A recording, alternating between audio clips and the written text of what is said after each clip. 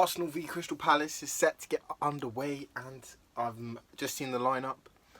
Ramsdale in goal, Partey right back, White and Saliba as the centre backs, with Tomiyasu left back, Rice sitting as that DM, Havertz and Odegaard as them cams, and then Saka right wing, of course, then Nketiah up front and Martinelli on the left. Now, how am I feeling about this against Crystal Palace? I'm rather excited. I think we can beat these guys.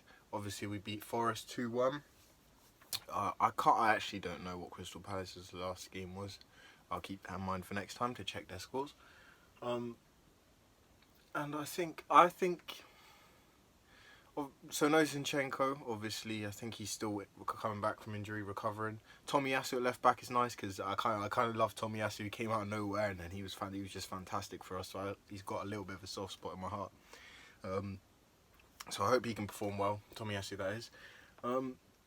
Partey at right back. I think he was all right. He's kind of does that almost. It's almost like Zinchenko on the other side, isn't it? However, he isn't very quick, so running back is not his strong point. So hopefully we don't get caught out in that department. Considering it's Palace, we should be all right without Zaha, of course, since he moved to Galatasaray. Obviously, I think the midfield, we get to see this new midfield again. I'm excited. I think this is obviously, the future of our midfield, so I want to see as much as possible, and hope they can gel together and really perform well. Obviously, Odegaard pulling the strings. Havertz hopefully can get a goal today. And Rice, I think Rice was decent last time, but I think he had a good recovery. But that's about all I can really remember from his game. So hopefully I can see him putting in some good tackles, maybe even like a long shot or something like that. I think he did have a shot last time, but it wasn't anything special. Obviously the front line, we know what they're doing, right? Saka and Martinelli are beasts, right? They're just tanking everyone at the moment. Really hard to deal with. And then Nketiah leading the line. Obviously, I think he got a goal last time, didn't he? Oh, that Martinelli assist. Oh, when he kind of did the roulette and passed it in. Crazy stuff, right? And Nketiah, it was still a good finish, right? Even with the deflection. So hopefully he can get on the score sheet again. Obviously with Jesus injured at the moment. And obviously Tomiyasu filling in as Timber is injured and Zinchenko recovering, as I said earlier. So yeah, I'm feeling pretty confident ahead of the game. I think it will be. I'm going for. Since it's still pretty makeshift back line, I'm going to go for the same prediction as last time, and I'm going to say 3-1 Arsenal. Obviously, I was incorrect last time. However, I think this time I'll be right. They play an extra game together. I'm feeling good about it. Is there anyone I want to see? I'm going to go with Martinelli to get 2 goals and Nketiah to get 1. And I hope to see Vieira come on and have an impact, because I feel like this is a season now. He's had that last season. Obviously, he missed the pre-season last year, but this is an opportunity for him to show us that he was worth that money we invested. And so if he comes off the bench and has a good cameo, maybe gets an assist or a goal, if he really can, that'd be great. And yeah, I'm just hoping for a solid performance. The team looking like they can play well together, and they've done well. So yeah, I will come back to you at half time and let you know how it's going. Come on, you Gunners. Alright, it's half time. I just had to move outside because it's a bit dark in my room and there's no light right now. First 30 minutes I didn't get to watch anything because my internet wasn't very good, so the stream wasn't working, so I apologise, I can't say anything about that. So I decided just to watch a YouTube stream and just write some notes about that. Shout out to Deluded Guna, by the way, that's what I was watching. So from what I can gather, not much really going on. We haven't really tested them too much. I think there was a shot from Eddie Nketiah at some point. I don't know, it was just because I think it was earlier in the game. Hit the post.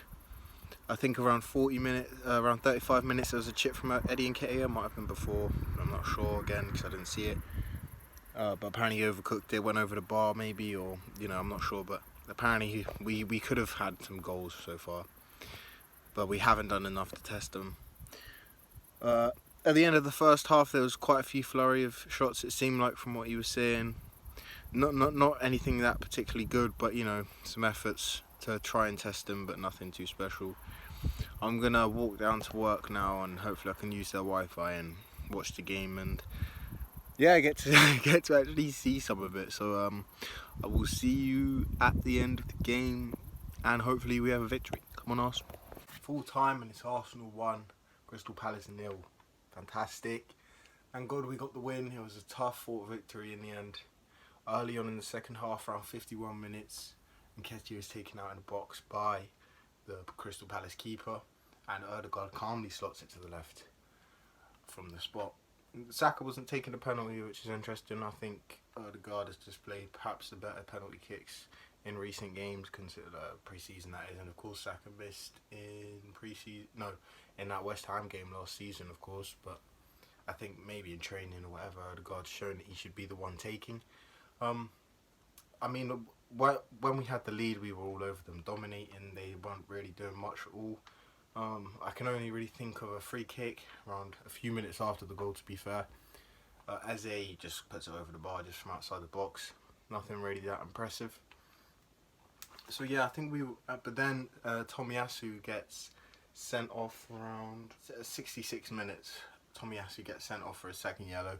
He acquired his first in around, 59th minute for time wasting, apparently.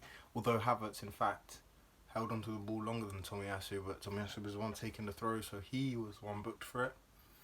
And then the second was for a slight push in the back on Andre around the halfway line as he got turned.